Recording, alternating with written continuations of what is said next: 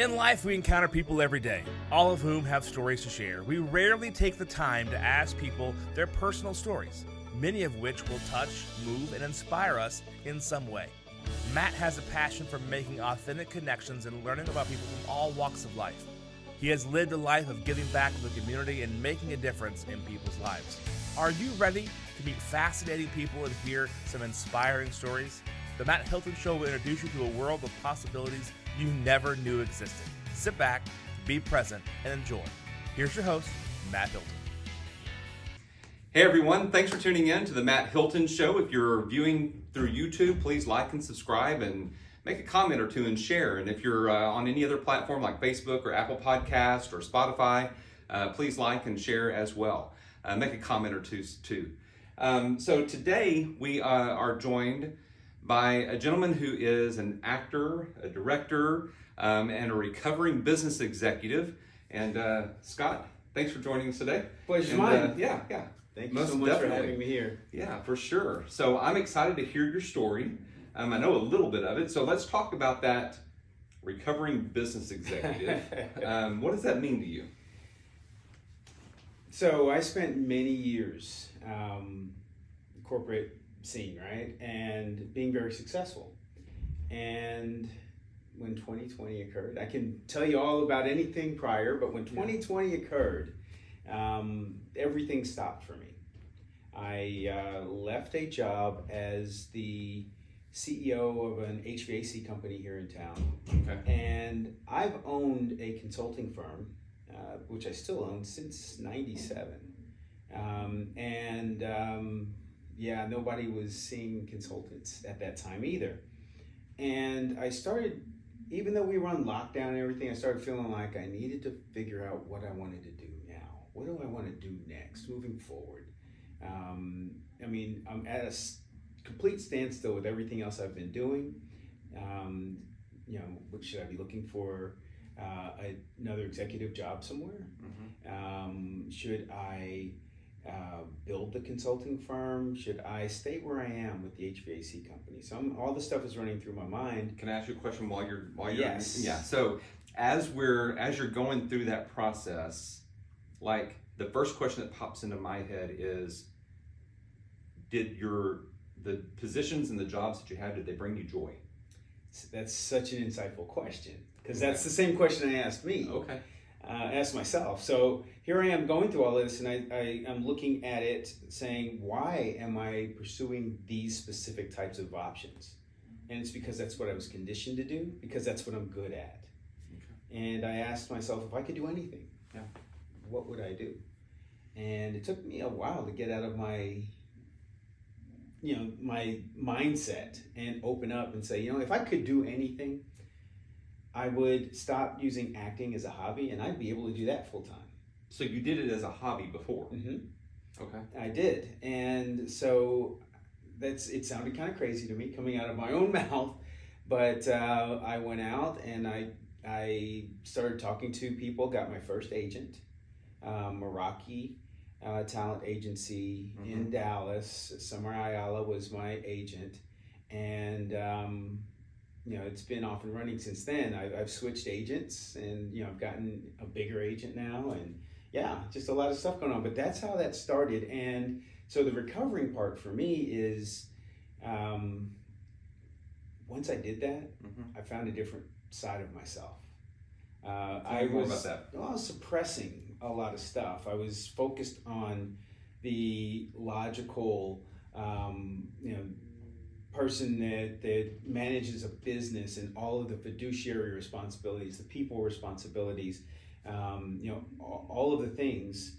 And I was really stifling my creative self, right?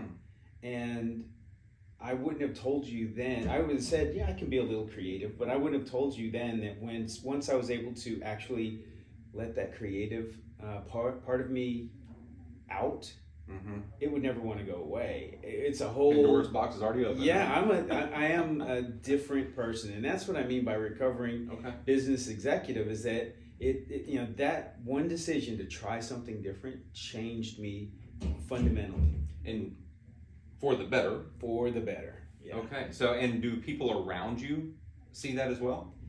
Have know. you had a conversation with anybody that says, hey, you have changed and it's great? Yeah, I have a lot of people that tell me that they're proud of me, or that they. It's nice to see somebody make that kind of a change and have success. But at the same time, I have a ton of folks out there that maybe don't talk to me as much because it's one of those, what do you say? Like, it's kind of weird. You just decide to flip the switch and you did it, and that's a weird thing. And you're an actor now, and you were an executive, now you're an actor. What do I do with this? I think there's a lot of folks that very puzzled by my decisions. I maybe call it midlife crisis or whatever somebody else would call it. They look at it like I've lost something. So I'm digging in my pocket because I found something. I just recently moved, and I found something that says sometimes the people around you won't understand your journey. They don't need to. It's not for them. That is correct. Right? And so, as you were saying, I just put that on my keychain this weekend. I love it. And it's so true, because so many times people try to understand why you make a decision to do something, why you make maybe they call it a midlife crisis or whatever you want to call it, type of a decision, right? But it's not for them. Right. The journey is not for them. So what do you say to that when people say why? Well, there's a lot that can be said, but if somebody asks me that question, I'm not trying to tell them everything, because like you said, it's not for them. But what I do a lot of times tell people is my stress level is different. I mean, I still experience stress like everybody else, but sure. It's not toxic stress. It's not aging me. It's not stealing my health, leeching it little by little. It's not that kind of stress anymore. And if for no other reason, that is worth it. I'm living a different life, and I'm loving every minute of it. Yeah, it's fun. That's great. So what are some current projects you're working on? I'm not working on anything right now. Okay. All right. It's it's Christmas time, and the SAG strike is wrapping up. I mean, it hasn't been ratified yet, but that's wrapping up. I have spent my last couple of years really just doing a ton of commercials and small independent movies. And right now I am not doing anything. I don't have any projects ongoing. I'm auditioning, and that's about it. Yeah. Okay. So take us back to, what was your childhood like? Like, where did you grow up? Tell us a little bit more about Scott. Okay. So I grew up in Queens, New York. Okay. And that was all I knew. I lived in Uniondale, Long Island as well. So I spent my time in New York, and it was a normal childhood. Wonderful parents. They stressed in our family. They stressed things like communication. Both of my parents were role models, and I mean, it's not to say that they didn't struggle. They did, but I was a kid. I didn't really understand that. It wasn't about that. We had a lot of love in our house. I'm one of four, the oldest of four kids. Same. All right, so Yeah. we have so much in common. Yeah. When I was barely 11, I suppose it was, American Airlines moved their headquarters here, and that's who my dad worked for. And he worked at their headquarters, and they said, I mean, it was a different time, and they said, for everybody that's going to move, we'll pay for it, and we'll help you get set up in Dallas, Texas, or in Fort Worth, Dallas, Fort Worth. And if you're not moving, good luck for you. Wow. And so my dad had to make that choice, and he chose to move. And we moved to Grand Prairie, and it was a bit of a culture shock going from Uniondale, Long Island, to this unseen land called Grand Prairie, Texas. And it's grand, isn't it? Oh, it's huge, and I loved living there. But getting ready to move there, I didn't know what to expect. I only knew two things about Dallas. at the time, and that was the TV show and the cheerleaders. Mm. That's all I knew. And we all wore cowboy hats and rode horses. That's what I thought it was going to be like, going to school on a horse, oil, rigs, Right. the whole way. I mean, I just had no way to know anything different, and I was scared to death. Now, of course, I got here and fit in, and graduated from South Grand Prairie High School, and had just as it turned out to be perfect. It kept me off the streets of New York. I was on the streets of Grand Prairie, so. But yeah, so that was my childhood, and I wouldn't trade that at all. Wonderful childhood. Yeah, so a couple of other similarities. So I grew up in a 3-bedroom, 1.5 bath house. I think it was a little under 1,300 square feet. My dad was a mechanic. Mom kept kids at home. They struggled financially. I didn't realize it because we were provided for. Right. We had the essentials. We had food on the table, although it was red beans and rice, or it was fish sticks and macaroni and cheese, or whatever it may have been. Right. But we had food, and we had a place to live. Right. We had all the essentials. And my dad worked for American Airlines too. Wow. Isn't that crazy? Wow, that is crazy. Mechanic for American. He was a ground equipment mechanic. Yeah. Wow, that is what a small world. What a small world. Yeah, and he worked there during that same time period that you're talking about. So yeah. That is it is such a small world. It's funny you talk about your parents struggled but you didn't know, or it wasn't a thing that you cared about. I think a lot of times I've got 2 kids and they're grown. So I get to see, my childhood, the whole cycle of that. I get to see my children's childhood, they're raising, the whole cycle of that, and then now I get to see it from the outside with other people. And I think people lose sight of, or they mix up love and comfort. Like, I love my kids, so I've got to get them everything, and they've got to have everything. And there's nothing wrong with have your kids having cool things or good things, or having their own bedroom in a house, or whatever. Yes, there's their own phone, whatever. Right. There's nothing wrong with that. But when a kid doesn't have something, I feel like a lot of parents feel the pressure to make sure they have it. When, I don't know. We grew up without, and as long as there was love in the house, and that made everything okay. Yeah, that's so true. Because being a realtor, I see that. Yeah, right? you do. Some of my clients are like, each kid has to have their own room, and I'm sitting here in the back of my mind going, I shared a room with 2 other brothers. Right. Like, they don't have to have their own room, right? It's just, I guess, the mindset of some people, which again is not wrong, right? I'm not here judging, but from my experience, a kid doesn't have to have their own room. Oh, it's keeping up with the Joneses, and that goes back to this whole businessman concept. In order for me to make my transition, I had to make a lot of sacrifices. My wife was okay with it, thankfully, and the kids were out of the house, so I could do it. But I didn't sell the house. We had a plan to sell our house, sell everything in the house, and then occupy a small footprint, because we, at the time, this is pre-2020, when they closed the borders and all that, we wanted to move to Belize.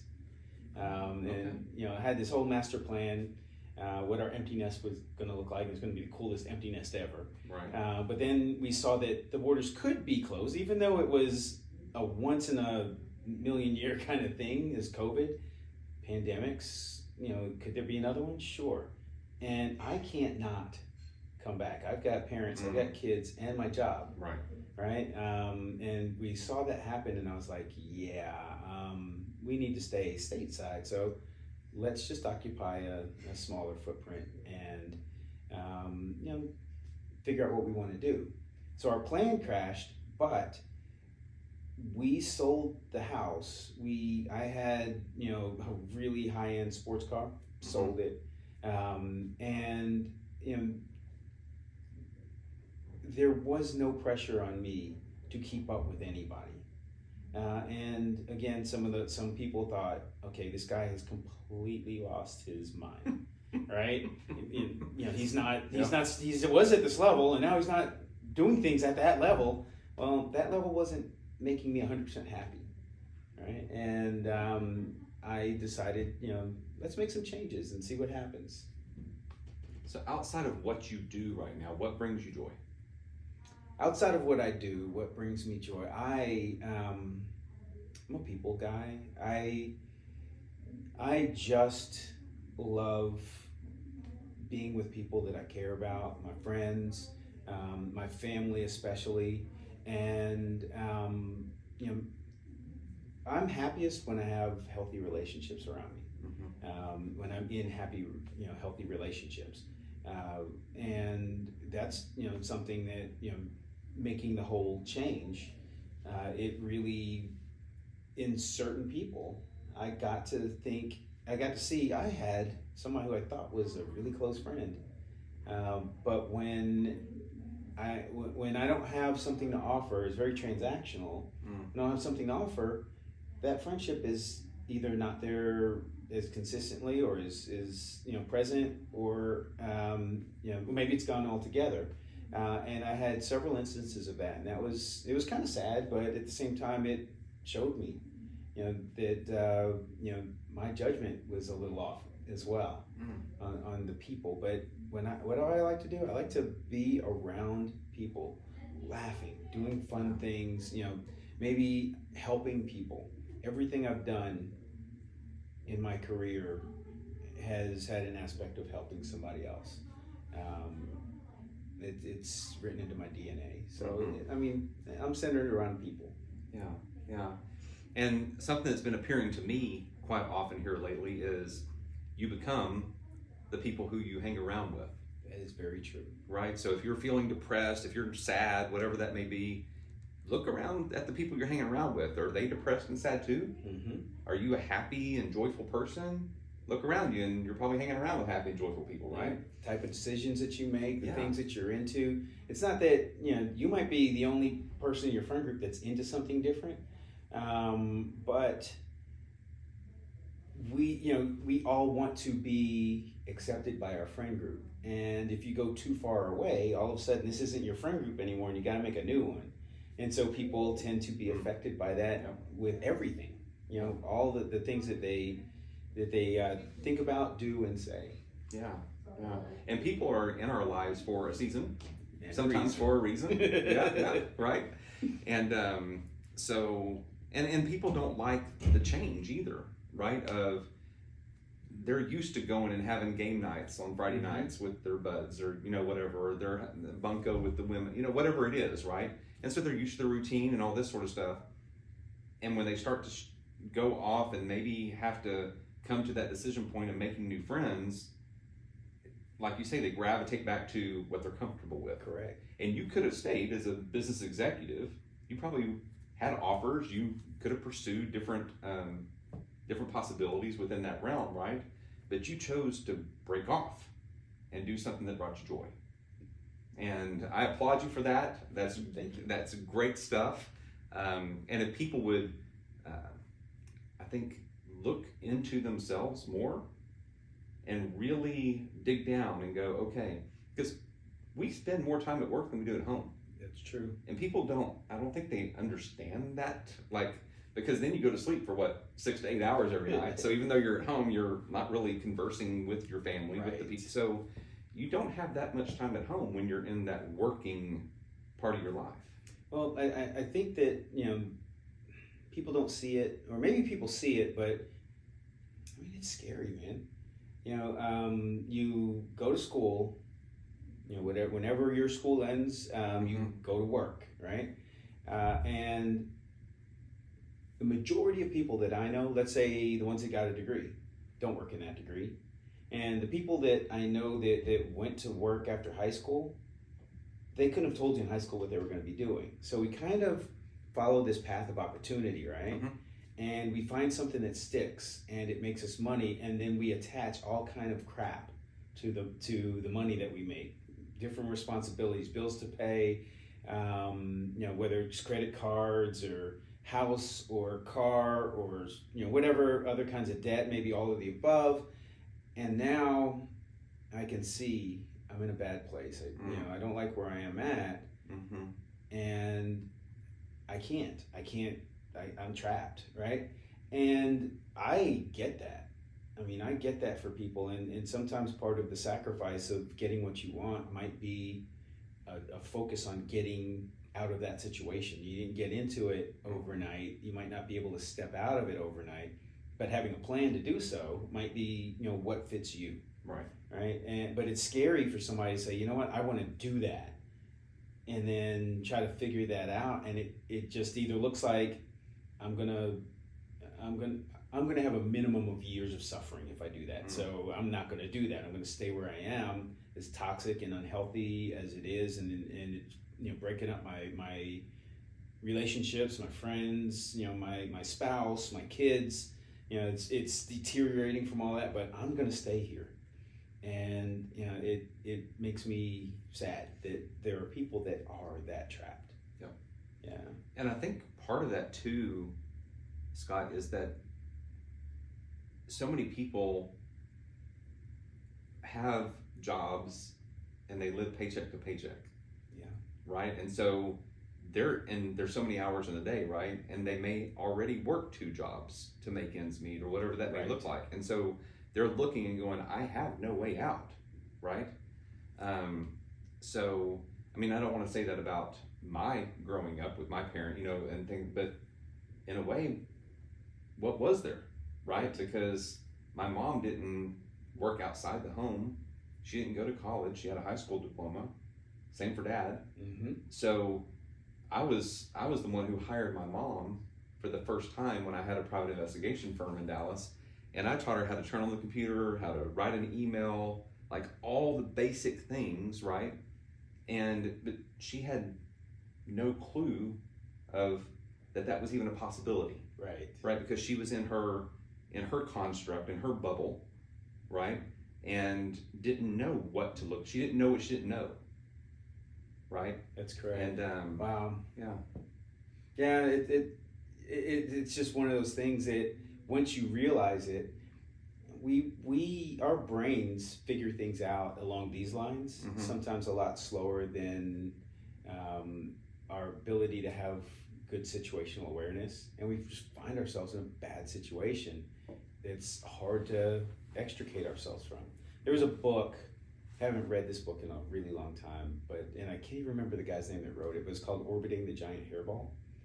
And it was about having the ability to, from a corporate perspective, live in an orbit around the hairball so that you can get in and get out, but you never live in it, because once you're in it, it's hard to find your way out.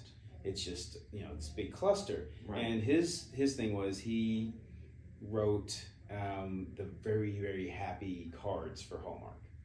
Okay. But the culture sucked.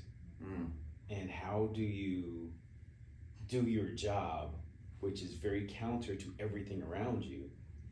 And his thing was, I can't live in this muck. I have to live somewhere else, at least up here. Right. And dip in when it's necessary.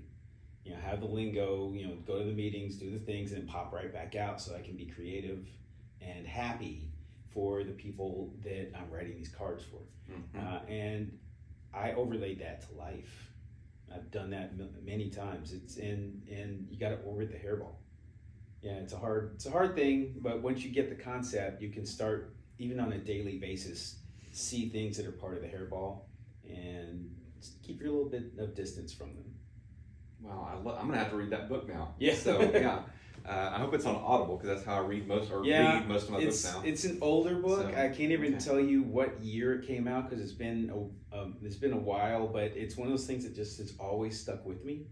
So hopefully you can find it. Yeah, I mean, I'm sure it's out there somewhere. But yeah, because I have experienced those things in my life where I need to be in a certain situation, but I don't want to be in it. Right. So and without knowing it, I have gone in when I needed to, and then I pulled back out. Dip your toe, but don't jump in, Yeah, for sure. Yeah. For sure. So you mentioned something earlier as far as, people getting the construct, if you will, of going, graduating high school, going to college, doing all the things, right? But then and I think that is a product of America. Mm-hmm. Like and I was married to a teacher at one time, and they promote, and I don't want to say push, that you need a college education. Right. And I have a son who's 19 who just graduated, and he's taking a gap year. He's working in another business that I have, and next fall he's going to go to HVAC school. Okay. So the fact that you were a CEO of an HVAC company is kind of interesting too.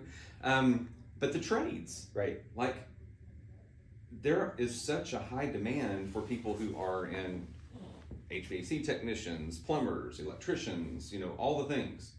So having come from that industry, mm-hmm. can you talk about that a little bit to people who are maybe in that position where they're like my son? He's like, mm-hmm. Dad, I don't want to go to college. So what would you say to somebody who said that? I think it's there's some wisdom behind all of that thought process, right?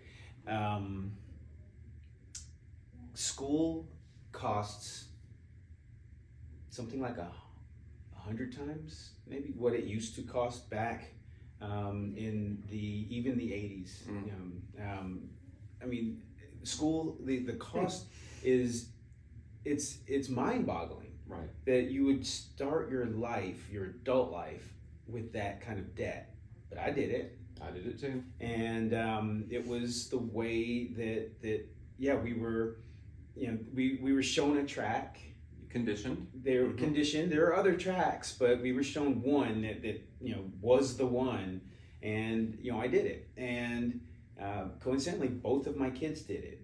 But I would say you need to be smart about that, because it depends on what you want to do. If you know what you want to do, and it requires, like, you can't compete for a job or a certain salary or whatever without the college education, and you can see a path to being able to pay that back, go to college, because it's for you, right? Mm-hmm. Or at least start out at junior college. At least, yes. For those first 2 years. Community college, yes, something like that. Because the costs are just so vastly different, right? Mm-hmm. And you can go to community college, see how you like college, and get the Still requirements out of the way, right? Maybe live at home, or you can test your waters and do Put something. That toe in. Yeah. Yeah. But the thing is, you said it, the trades, you will start making your money sooner, and you might be equal to, or maybe even a little bit further along than that college graduate where they start, depending on the job.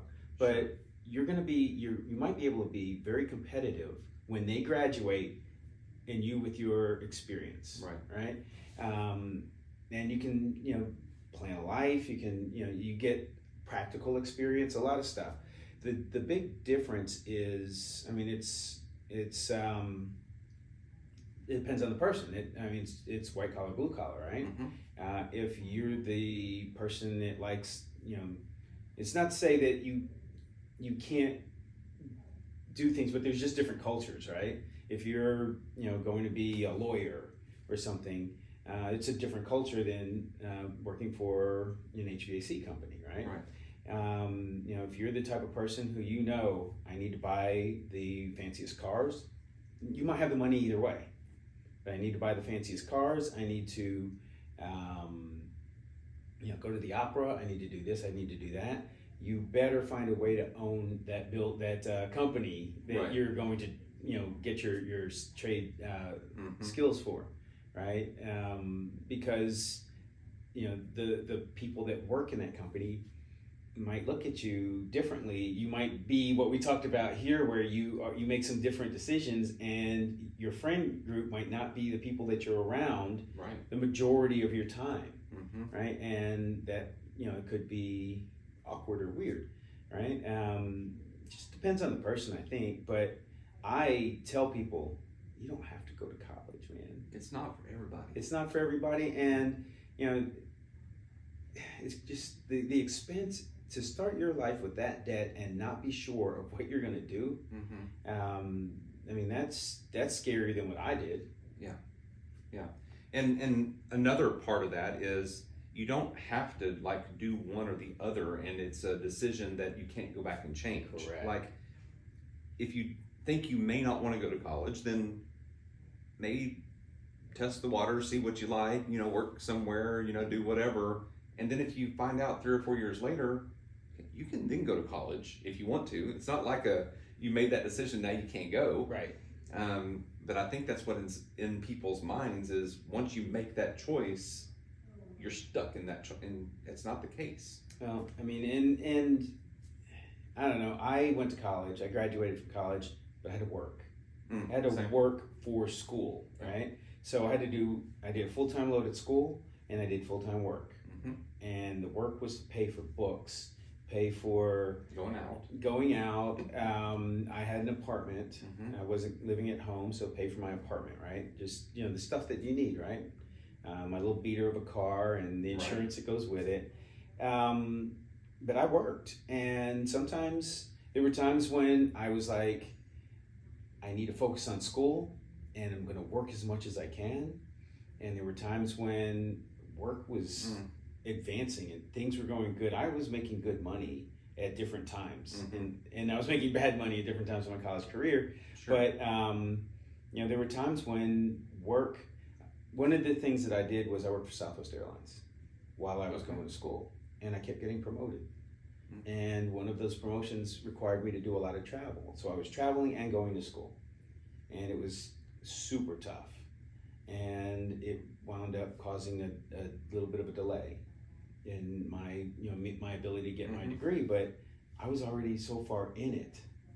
I couldn't, it was stupid to back out and throw all of that away. I could delay, but I couldn't quit. Yeah. I think that there is something to say about go take a 3/4 load at school and work, and create your life around that and make your decisions around that, and you can make good decisions before you're too far in either way. Yeah. I think that's some great advice, for sure. So your consulting firm, what did you consult? It's called Leadership Systems. Okay. And the business always focused on consulting with businesses around their leadership.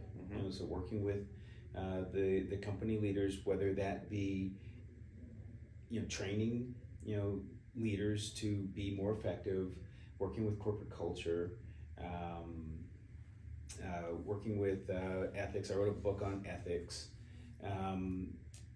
Right now, I do maintain 2 customers with Leadership Systems, and Leadership Systems focuses on being able to create metrics around culture, so you can see what in your culture is working for you and what's working against you, and make appropriate changes based on actual quantifiable data. Okay. Yeah, because culture's always been, you're too hard on them, or you're not hard enough on them, or there's no fun around here, or there's too much fun around here, or whatever it is, right? It's been a little bit off the cuff, educated. People like me, were very educated in it, but you'd go in and you'd be able to sniff out what the core issues were, but you had to then convince people to believe you that was an issue worth changing. Right. Now with the ability to measure this stuff, it makes it a lot easier. Fantastic. And did you come up with like the metrics?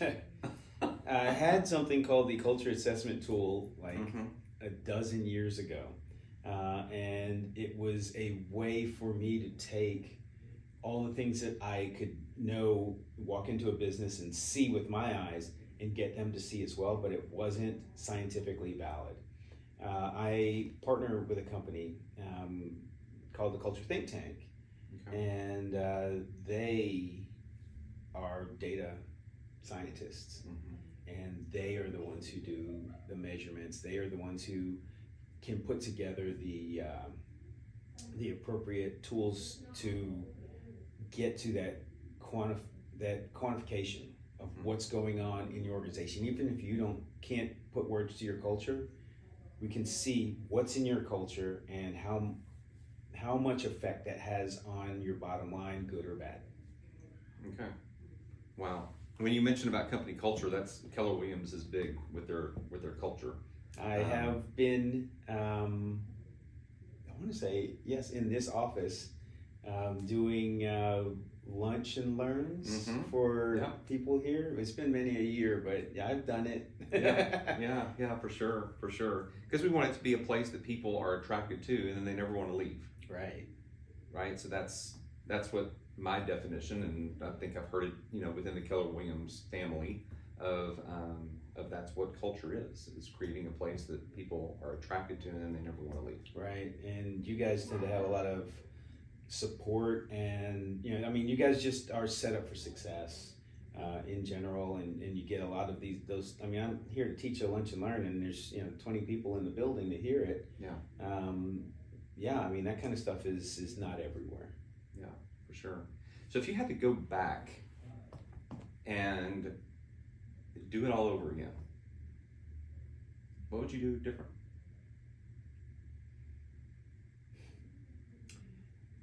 Couple things. I would probably look at my career path early on when my kids were young, and even as they got into their teen years. I was traveling a lot. I missed a lot of things. I probably, knowing what I know now, would be able to tell my younger self, take the $10,000-$12,000 a year less with that other job that you also could do, and travel less, because it's not the traveling and all the impact that you might have had doing it. It's not that traveling that you care about when you're older. It's the time you missed and the things that you missed with your family. Right. I would be able to articulate that to my younger self, that I would do that differently. I would also, I'd probably get into an entrepreneurial route a lot quicker. Okay. When I left Southwest Airlines, if I stayed at Southwest Airlines just through their retirement age, which I started there when I was not even 20 years old. So when I started there, I would have been able to retire at a certain age, and I would have had multi-millions of dollars just in 401k and their stock and then savings and other investment vehicles that were available, and it's an attractive thing to be able to say, but I would probably get into my entrepreneurial route a lot faster and explore that a lot quicker.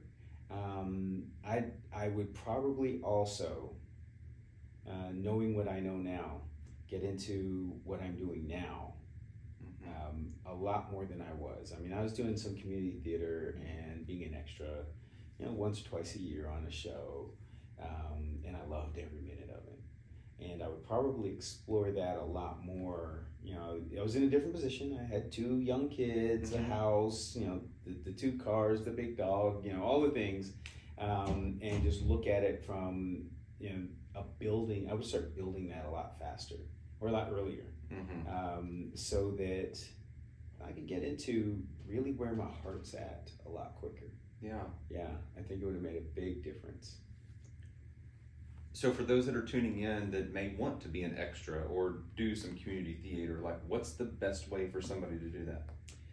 It depends on what you want to do. If you want to get into theater, do community theater. Build a little bit of a resume. Just go start, at the community level, auditioning for plays, right? And the first thing is just to do it, just to audition, put yourself out there, and just do it. if you've done theater in high school or anything, great. If you were in the first grade play like we all were, great. Yeah. Whatever you bring to the table, just go try. You'll have to learn. If you don't have it already, you'll have to learn how to memorize lines. You'll have to learn how to take cues. At the community level, they will teach you what it means to hit a mark or be at a certain place on the stage, and how to use your voice and stuff. You'll get those lessons there. I would just say get into it and start. If you want to get into more stuff that's TV or film related, the best thing to do, other than maybe in either case maybe finding some classes to enroll in, would be to be an extra, get onto some sets and see how things work, and become familiar with the nature of the job, right? And you can do that. There are a ton of websites locally that would put you in a position to audition. And with the extras, a lot of times, it's not even auditioning. It's, we need 15 people tomorrow, and you happen to be available. Put your name in and show up. And you'll be on a TV show. I started mine doing Prison Break. Okay. That show. That's where I did my first stint as an extra, and I got to do some really neat things. I got to be featured, meaning that I was an extra that might have done something special. Sometimes you say a line. I got to stunt drive a car. I mean, I got to do some cool things. And I was doing community theater too, and I knew I liked them both, but the TV route was the way I wanted to go. They become at some point very different skill sets. So I would just start exploring maybe both of them and figure out what you like better, and just start devoting time to that. From there, you're gonna make the connections. You're gonna figure out how to get another step in and another step in. Yeah. Okay, fantastic. Thanks for sharing that. Yeah. Because I'm sure there's somebody that's tuning in that has always thought about, I would like to do that one day. And I have a good friend, Eddie, who does community theater, and loves it. Yeah. And he's directing some now and doing all sorts of stuff. So. Well, I mean, I even owning a company that was based in Garland. I did stuff for the city, and I did stuff for the chamber, did stuff for Rowlett, where it wasn't theater, but it was still we're doing an intricate skit for 10-15 minutes in front of 100 people or something. Yeah, those types of opportunities are golden, and you can put those, if you have nothing else, that's the start of a resume. Okay. Yeah. Good deal.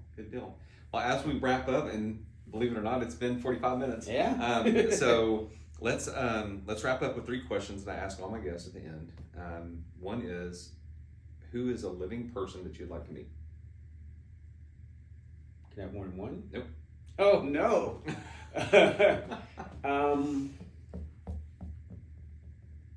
Well, I do have more than one. I will just state one. Okay. And it's a living person. So this is a person who is in the field that I'm in, much further down the road. Carries a lot of clout. Might be slightly better looking than me, and would have a lot to teach me. And that's Denzel Washington. I knew it. As you were talking about him, I was like, here he goes. That's Denzel. That's one. That's. Let's just put him at the top of the list, and we'll stop. Okay. All right. Sounds good. Because here's the thing: you never know who's going to know somebody who can make that happen, right? So that's why I ask these questions. I love it. The second thing is a place you'd like to go, anywhere in the world. My family heritage is Malaysian, and I've never been, and I have relatives that I've been introduced to on Facebook many years ago. I'd like to get out to my grandfather's birth town, and meet my relatives, but also see where he came from. And there's land out there that he came to the United States, worked, raised kids, in poverty conditions because he was sending all of his money back home for his family. And I would love to see that and get that bit of history. Yeah. Okay. Thanks for sharing that. And the third thing is an experience that you'd like to have. Jumping out of a perfect good airplane, or going to the Cowboys game on Thanksgiving Day, or so anything like that.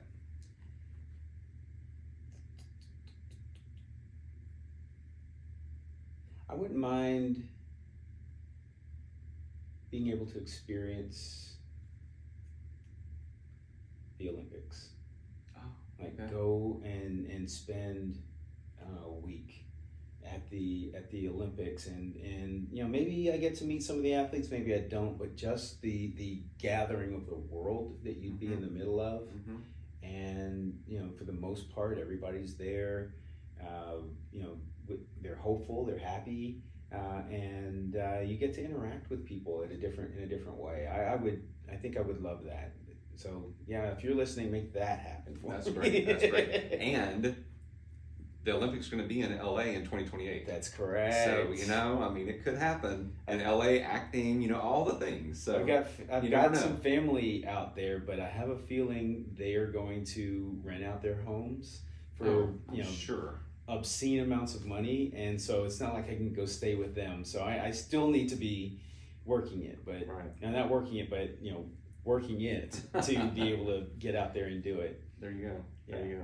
Well, Scott, thank you for being here, and I appreciate the conversation and everything you've shared with us. Of course. Yeah. If you have a chance, you can find me on YouTube. That's Scott Acus. On Instagram, I'm Scotty A with 2 Y's at the end. And I look forward to interacting with anybody. Fantastic. All right, Scott Acus is with us today. Tune in next week. I'm going to say this real quick. Like and subscribe to the YouTube channel and all the other platforms that you're listening or tuning in today. And tune in next week as we interview another fascinating person with an inspiring story. Take care, y'all. Bye.